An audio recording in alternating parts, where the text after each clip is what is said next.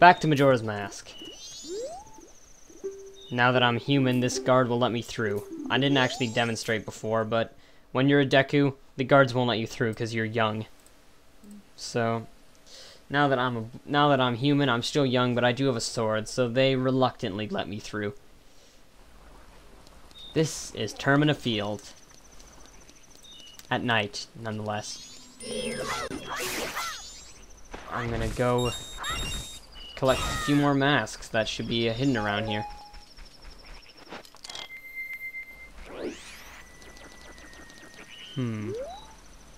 What is that mysterious music?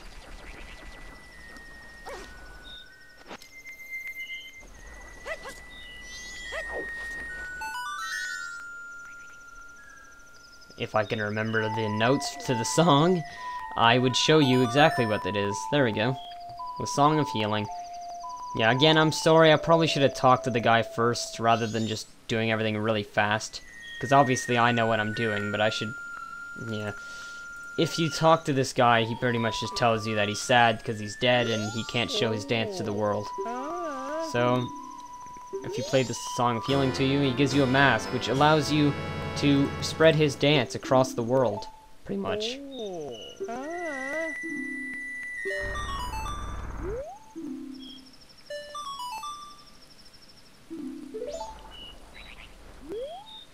Now let's go.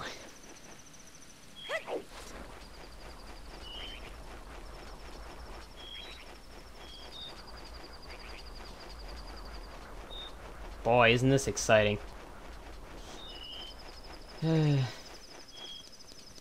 Yeah, Link's speed leaves something to be desired. Maybe I'm just impatient. This is usually why I get a certain mask right near the beginning of the game. And again, that red thing is a mailbox. In case you missed it.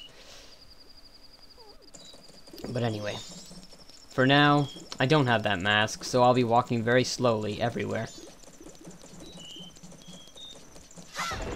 And attacking crates. I freaking hate crates.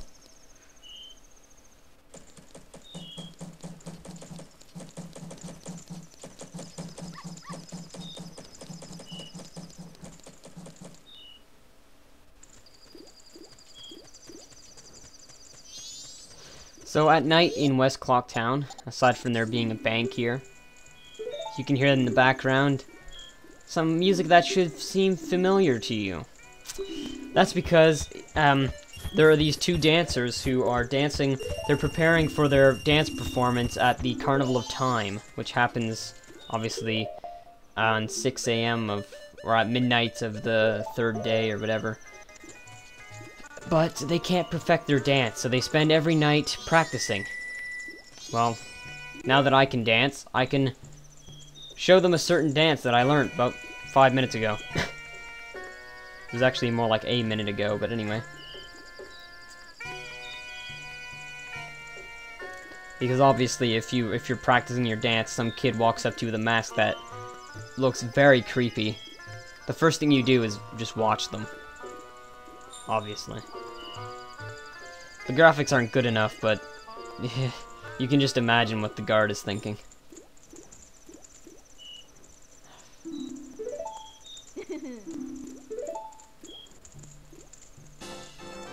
Hooray for a piece of heart. This is obviously Kamaro's mask, which is the one I'm wearing right now. It's one of the masks I mentioned where all it nets you is one heart piece. There's literally no other use for this mask other than to teach those girls how to dance and to get a heart piece. But fortunately, I think most of the masks have some use anyway. You're not going to be using most of them. There's just a few that you're going to be using way more than all the other ones, but most of them you actually do use a fair bit at least in certain areas. There's not too many that are really only used for like one thing. Unfortunately, there are a few, of course. The Bremen's mask and Kamaro's mask. Also the Scent mask, which you'll see later. But for now, let's head up to the swamp. And a gigantic tree, which has some kind of scratching on it.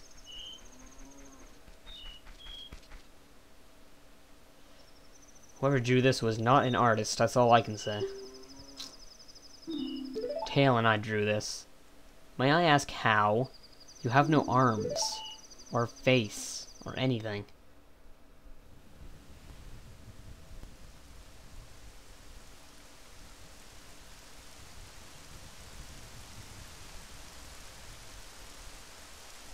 P.S. This is a dramatic cutscene.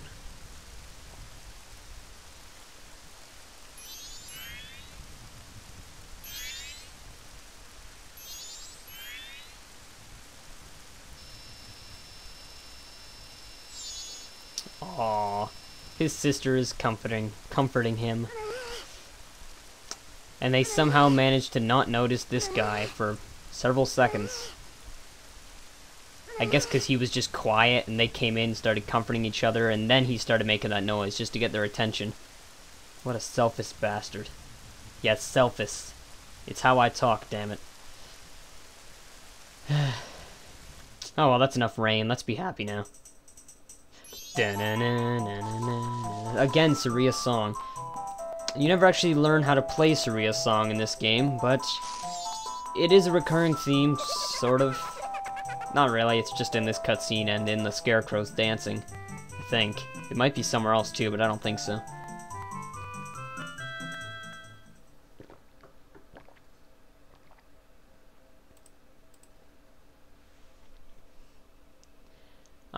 I'm sure it was because he was always playing pranks, but no one wanted to be his friend. But to do what he did just because of that. Oh my god! He raped the Happy Mask salesman! Also, he stole his mask, which is even worse. And once he got his power...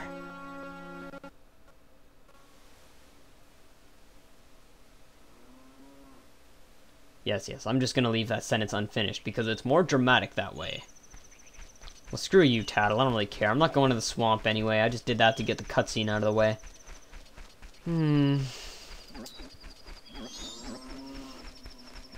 If the storyline doesn't make any sense to you at the moment, don't worry, because it will eventually. It will eventually. But for now, let's head back to town, because I'm not really sure why, but let's do it anyway.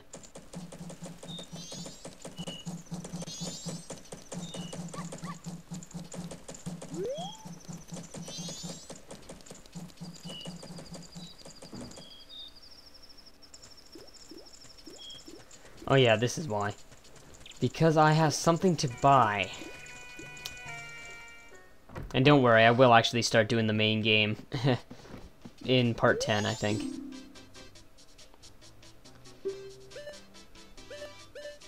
Unfortunately, this cost 90 rupees, which is quite annoying. I do this every time I play the game now. If you come here immediately without doing the sub-quest with the old lady, you can buy a regular bomb bag. Or if you just do the quest with the old lady, they sell a big bomb bag. So usually I just don't buy the regular bomb bag, I just buy the big bomb bag right away. And later you can upgrade for a bigger bomb bag, but I'm pretty sure you actually need some sort of bomb bag first. One annoying thing about this stupid bank system is that this guy talks constantly, it's so annoying. It's like they're just making you wait, it's so annoying. I wish you could just talk to him and just immediately withdraw, or... you know, not have to sit through him going, oh, hi, fag balls, so, what do you want to deposit? Admittedly, it doesn't take long, but I'm impatient. Anyway.